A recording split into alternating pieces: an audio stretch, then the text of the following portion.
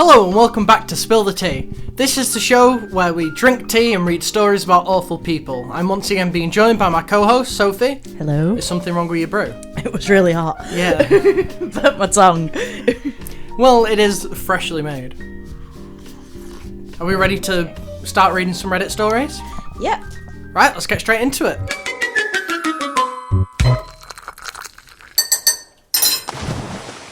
Okay, so this one is a bit of a silly one. It isn't 100% serious, but I enjoyed reading it and I want the people watching at home to enjoy it as well. So the title of this one is Today I Fucked Up by Eating 50 Strawberries in One Afternoon. It reminded me of you. I think that's important to say. This reminded me of you. Okay, go on. Not for the reasons you think. Me and my family went on a holiday to Lake Garda in Italy. About 1 week into this holiday, my family has the bright idea to rent a boat for 2 days. On the first day of this boat outing, everything went great. We saw lots of beautiful sights and ate some really good seafood. The next day is when I regretted every decision I've ever made. I love the storytelling in this one. There's definitely this person's definitely bigging up, like they're building to a dramatic ending. Hang on, the hospital's ringing me. Okay. It is, yeah. In the afternoon, me and my family were thirsty and decided to stop at a restaurant. When we arrived, my mum and sister got some drinks, and me and my other sister got some gelato. I don't think this is very relevant to the story. Like, we haven't, we're like halfway through and we haven't even eaten the strawberry. About the gelato, it matters. Go Okay, on. okay. This restaurant did huge sundae glasses with fruit, with 1 scoop of ice cream on top. And I'd say there were about 50 strawberries in there, maybe more. Yeah. So I began to eat it, even though I knew eating loads of strawberries could give the person intense stomach pain and non-stop liquid fire agonising shits. I didn't know about that. But for some inexplainable reason I thought I was safe, and I ate it all in about 5 minutes. Oh, that's such a me thing to do. It is such a you thing to do. I didn't know that strawberries could give you the shits. As we were walking home, I let out a tiny fart, thinking I'll feel better. I was so wrong. Nothing could have prepared me. I wake up early the next morning and immediately feel that sensation of something crawling in my arsehole. I ran the fastest I have ever had in my whole life, and I sit down on the toilet. I had already started shitting. Oh.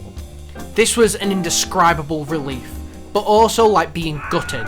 It was such a painful and traumatic experience. The shit was liquid, hot and green as it shot out my arse at 100 miles per hour while I clung to the toilet seat for dear life. Isn't this such a relatable story?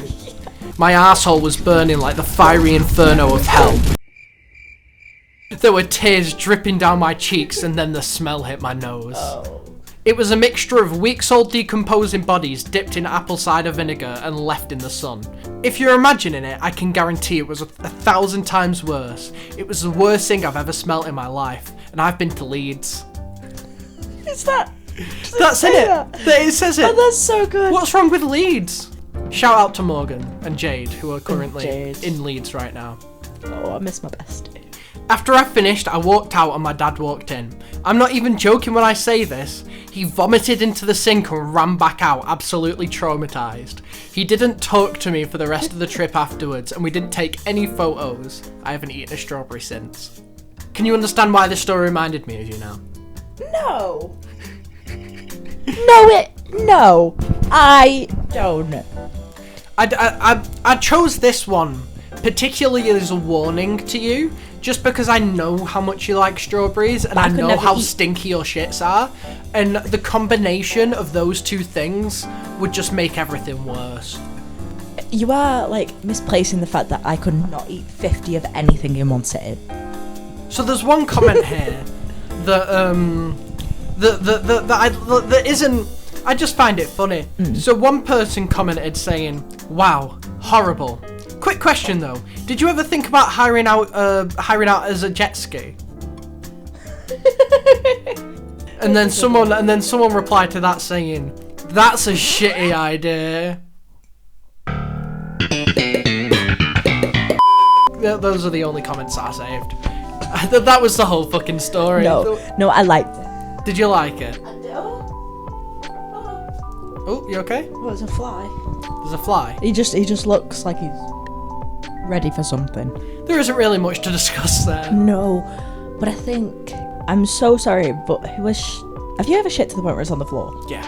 I shit liquid at the best of times, but when I'm ill, like if I've got diarrhea, I could be hired out as a jet ski. This is a disgusting video. It really is. We are both nearly 19 years old, and we are laughing at shit humour. It's funny. Okay, should we wrap it up there? Maybe. I'm the arsehole for telling mother-in-law she was dead to me after she showed up in labour and delivery without my mother.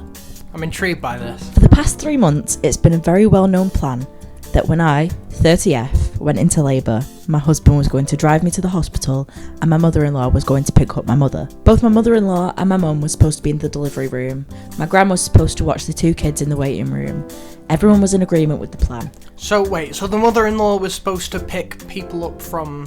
The mother-in-law was supposed to pick up her family. Her mum, her grandmother and her 2 children. Okay, right, got it. My husband and I have 2 sons already, and for both births, my mother was present. She helped me through so much of the mental anguish and panic, especially after my last, whom almost killed me. I was bleeding out on the table and my mum was the only one able to keep me calm. I needed her to be there with me for this baby too, mentally. So we worked this plan out months in advance and everyone was on the same page. Okay. It's a pretty normal plan. Yeah, like it's not out of the ordinary. However, I go into labour. We make phone calls to mother-in-law and mum, telling my mum to be ready, and mother-in-law to go and get my mother. An hour and 15 minutes later, mother-in-law shows up at the hospital without my mum, my kids, What a surprise. or my grandmother. So it's not just the mother, it's everyone that she's forgotten. Everyone. She said, well, it's late, so we need to just let everyone sleep. It was 9:30pm. And then sat her ass down in the chair in the delivery room and jumped on her phone. I told her in a pissed off tone to go and get my mum. That was the plan. I needed my mum, etc, etc. And she just wouldn't. At one point, saying that she didn't feel up to driving that much. My mum lives 20 minutes from her house, an hour away. So I told her to get the fuck out of the room and that she was dead to me. Oh god. I cannot forgive my mother-in-law for this at all. I honestly feel like I hate her with every fibre of my being, but I'm being told I'm taking this way too far and that it wasn't that big of a deal. Am I the arsehole? No, she's not the arsehole in any way. The mother-in-law is definitely the arsehole. Yeah. I still do, despite everything, I still do think it's a slight overreaction. I'm not saying, it's a complete overreaction, but I think that... I just don't understand the mother-in-law's reasoning. Because at the end of the day, it is 9:30. I mean, the kids are quite young. 9:30 is probably, an appropriate time for a kid to go to sleep. But it is the birth of their child. You know what I mean? Yeah, it's literally one night where they stay up that late. It's a special night, you know what I mean? You let your kids stay up on Christmas and New Year's. It's the birth of their sisters Sibling. or brothers. I can't remember what shade of the child was going to be. I don't think she did. Okay. She might have done. Do you reckon she doesn't like her mother? The mother-in-law doesn't like her mother? Maybe. It could be some rivalry between each side of the family. But I do think that I think it might just be that the mother-in-law's a bit thick. OP got so upset about it and asked her, please go get my mum, I just want my mother here. Mm-hmm. If it wasn't malicious, there would have been no way that any normal person would have been like, oh my god, let me go and get you. I'm so sorry that it stressed you out so much. Yeah, that's a good point. Do we have any comments? Not the asshole. What she did was so extremely out of line that she deserves to be cut out. What she did was so extremely out of line that she deserves to be cut out for a while. I think the main thing is to she, at the end of the day, it's a mother, and as someone who is also a mother, her mother-in-law should understand how that feels. So yeah, arsehole. That is the verdict. She sure is very strict with bedtime. And all mother-in-laws. Right, so that was Spill the Tea episode 2. Did you enjoy those stories, Soph? Are you using your mug as a prop? You're like, cheers. Oh, you said spill the tea, and I was like, oh. Spill the tea. Right, so if you enjoyed this and you want to keep seeing more, please let me know as well, and subscribe and all that shit. I don't really need to say this, it just feels weird, it just feels wrong. Right, have you got anything to say? Do subscribe though, because do subscribe, yeah. I'm really hot and entertaining.